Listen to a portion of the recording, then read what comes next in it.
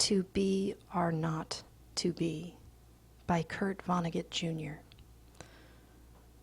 Everything was perfectly swell. There were no prisons, no slums, no insane asylums, no cripples, no poverty, no wars.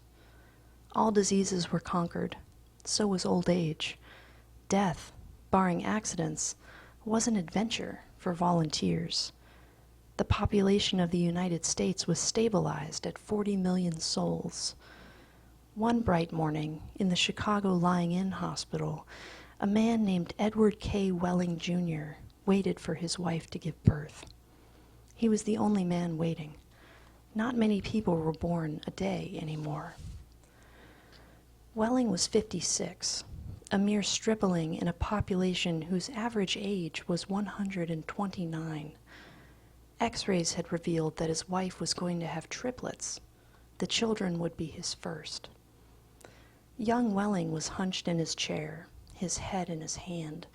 He was so rumpled, so still and colorless as to be virtually invisible. His camouflage was perfect, since the waiting room had a disorderly and demoralized air, too. Chairs and ashtrays had been moved away from the walls. The floor was paved with spattered drop cloths. The room was being redecorated. It was being redecorated as a memorial to a man who had volunteered to die. A sardonic old man, about 200 years old, sat on a stepladder, painting a mural he did not like. Back in the days when people aged visibly, his age would have been guessed at 35 or so. Aging had touched him that much before the cure for aging was found. The mural he was working on depicted a very neat garden. Men and women in white, doctors and nurses, turned the soil, planted seedlings, sprayed bugs, spread fertilizer. Men and women in purple uniforms pulled up weeds, cut down plants that were old and sickly, raked leaves, carried refuse to trash burners. Never, never, never, not even in medieval Holland nor old Japan, had a garden been more formal, been better tended. Every plant had all the loam, light, water, air, and nourishment it could use. A hospital orderly came down the corridor, singing under his breath a popular song. If you don't like my kisses, honey, here is what I'll do. I'll go see a girl in purple, kiss this sad world toodle-oo. If you don't want my lovin', why should I take up all this space? I'll get off this old planet, let some sweet baby have my place. The orderly looked in at the mural and the muralist. Looks so real, he said. I can practically imagine I'm standing in the middle of it. What makes you think you're not in it? Said the painter. He gave a satiric smile. It's called the happy garden of life, you know. Well, that's good of Dr. Hitz, said the orderly. He was referring to one of the male figures in white, whose head was a portrait of Dr. Benjamin Hitz, the hospital's chief obstetrician. Hitz was a blindingly handsome man. Lots of faces still to fill in, said the orderly. He meant that the faces of many of the figures in the mural were still blank. All blanks were to be filled with portraits of important people on either the hospital staff or from the Chicago office of the Federal Bureau of Termination. Must be nice to be able to make pictures that look like something, said the orderly. The painter's face curdled with scorn. You think I'm proud of this daub? He said. You think this is my idea of what life really looks like? What's your idea of what life looks like? Said the orderly. The painter gestured at a foul drop cloth. There's a good picture of it, he said. Frame that, and you'll have a picture a damn sight more honest than this one. You're a gloomy old duck, aren't you? Said the orderly. Is that a crime? Said the painter. The orderly shrugged. If you don't like it here, Grandpa, he said, and he finished the thought with the trick telephone number that people who didn't want to live anymore were supposed to call. The 0 in the telephone number he pronounced not. The number was 2BR, not 2B. It was the telephone number of an institution whose fanciful sobriquets included Automat, Birdland, Cannery, Catbox, Delouser, Easy Go, Goodbye, Mother, Happy Hooligan, Kiss Me Quick, Lucky Pierre, Sheep Dip, Wearing Blender, Weep No More, and Why Worry. To be or not to be was the telephone number of the municipal gas chambers of the Federal Bureau of Termination. The painter thumbed his nose at the orderly. "When I decide it's time to go," he said, "it won't be at the Sheep Dip." "A do-it-yourselfer, eh?" said the orderly. "Messy business, Grandpa. Why don't you have a little consideration for the people who have to clean up after you?" The painter expressed with an obscenity his lack of concern for the tribulations of his survivors. "The world could do with a good deal more mess, if you ask me," he said. The orderly laughed and moved on. Welling, the waiting father, mumbled something without raising his head, and then he fell silent again. A coarse, formidable woman strode into the waiting room on spike heels. Her shoes, stockings, trench coat, bag, and overseas cap were all purple, the purple the painter called the color of grapes on Judgment Day. The medallion on her purple musset bag was the seal of the Service Division of the Federal Bureau of Termination, an eagle perched on a turnstile. The woman had a lot of facial hair, an unmistakable mustache, in fact. A curious thing about gas chamber hostesses was that, no matter how lovely and feminine they were when recruited, they all sprouted mustaches within 5 years or so. "Is this where I'm supposed to come?" she said to the painter. "A lot would depend on what your business was," he said. "You aren't about to have a baby, are you?" "They told me I was supposed to pose for some picture," she said. "My name's Leora Duncan." She waited. "And you dunk people," he said. "What?" she said. "Skip it," he said. "That sure is a beautiful picture," she said. "Looks just like heaven or something." "Or something," said the painter. He took a list of names from his smock pocket.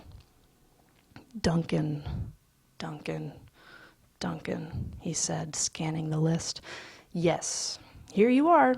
You're entitled to be immortalized. See any faceless body here you'd like me to stick your head on? We've got a few choice ones left."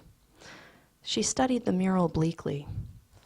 "Gee," she said, "they're all the same to me. I don't know anything about art." "A body's a body, eh?" he said. "All righty.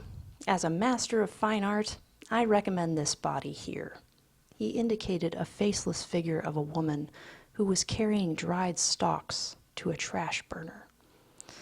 "Well," said Leora Duncan, "that's more the disposal people, isn't it? I mean, I'm in service. I don't do any disposing." The painter clapped his hands in mock delight. "You say you don't know anything about art, and then you prove in the next breath that you know more about it than I do. Of course, the sheave carrier is wrong for a hostess. A snipper, a pruner, that's more your line." He pointed to a figure in purple who was sawing a dead branch from an apple tree. "How about her?" he said. "You like her at all?" "Gosh," she said, and she blushed and became humble. That puts me right next to Dr. Hitz." "That upsets you?" he said. "Good gravy, no," she said. It's just such an honor." "Ah, you admire him, eh?" he said. "Who doesn't admire him?" she said, worshipping the portrait of Hitz. It was the portrait of a tanned, white-haired, omnipotent Zeus, 240 years old. "Who doesn't admire him?" she said again. "He was responsible for setting up the very first gas chamber in Chicago." "Nothing would please me more," said the painter, "than to put you next to him for all time, sawing off a limb, That strikes you as appropriate? That is kind of like what I do, she said. She was demure about what she did. What she did was make people comfortable while she killed them. And while Leora Duncan was posing for her portrait, into the waiting room bounded Dr. Hitz himself. He was 7 feet tall, and he boomed with importance, accomplishments, and the joy of living. "Well, Miss Duncan, he said, and he made a joke. "What are you doing here?" he said. "This isn't where people leave. This is where they come in." "We're going to be in the same picture together," she said shyly. "Good," said Dr. Hitz heartily. "And say, isn't that some picture?" "I sure am honored to be in it with you," she said. "Let me tell you," he said, "I'm honored to be in it with you. Without women like you, this wonderful world we've got wouldn't be possible." He saluted her and moved toward the door that led to the delivery rooms. "Guess what was just born?" he said. "I can't," she said. "Triplets," he said.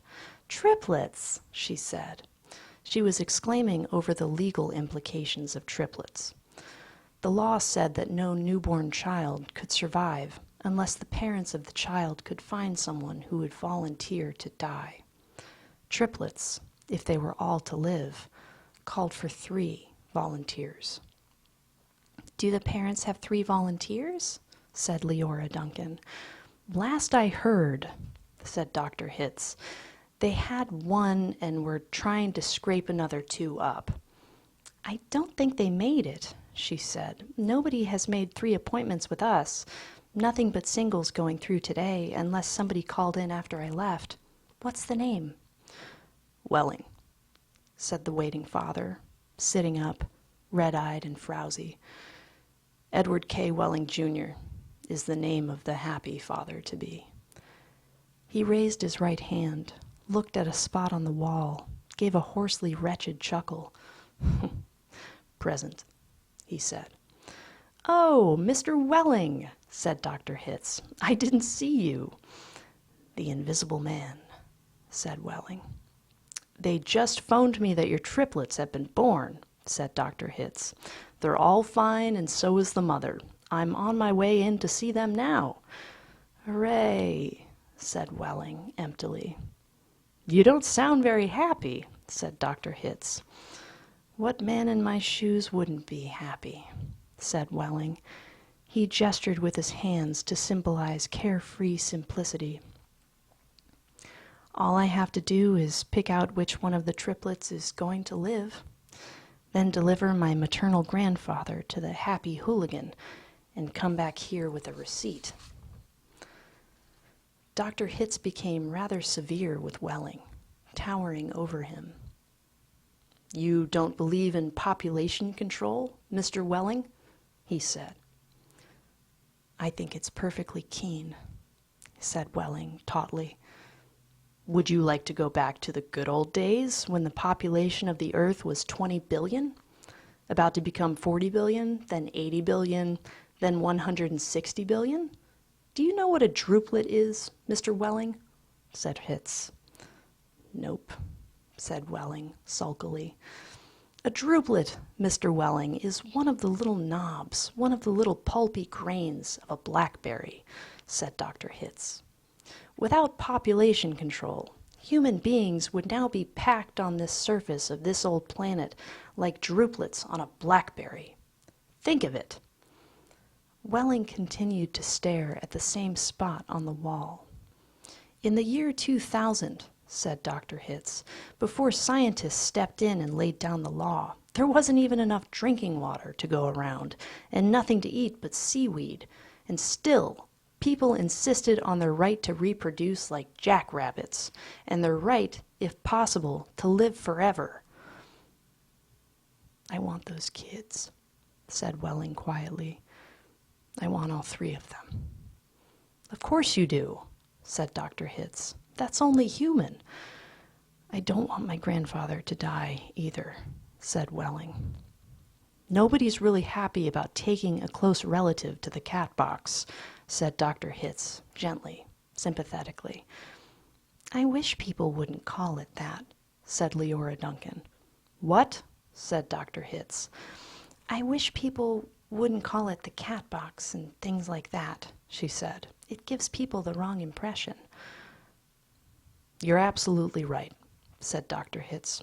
Forgive me. He corrected himself, gave the municipal gas chambers their official title, a title no one ever used in conversation. I should have said Ethical Suicide Studios, he said. That sounds so much better, said Leora Duncan. This child of yours, whichever one you decide to keep, Mr. Welling, said Dr. Hitz, he or she is going to live on a happy, roomy, clean, rich planet, thanks to population control, in a garden like that mural there. He shook his head. 2 centuries ago, when I was a young man, it was a hell that nobody thought could last another 20 years. Now, centuries of peace and plenty stretch before us as far as the imagination cares to travel. He smiled luminously. The smile faded as he saw that Welling had just drawn a revolver. Welling shot Dr. Hitz dead. There's room for one, a great big one, he said. And then he shot Leora Duncan. It's only death, he said to her as she fell. There, room for 2. And then he shot himself, making room for all 3 of his children. Nobody came running. Nobody, seemingly, heard the shots. The painter sat on the top of his stepladder, looking down reflectively on the sorry scene. The painter pondered the mournful puzzle of life, demanding to be born, and, once born, demanding to be fruitful, to multiply, and to live as long as possible, to do all that on a very small planet that would have to last forever. All the answers that the painter could think of were grim, even grimmer, surely, than a cat box, a happy hooligan, an easy-go. He thought of war. He thought of plague. He thought of starvation. He knew that he would never paint again. He let his paintbrush fall to the drop cloths below, and then he decided he had had about enough of life in the happy garden of life, too, and he came slowly down from the ladder.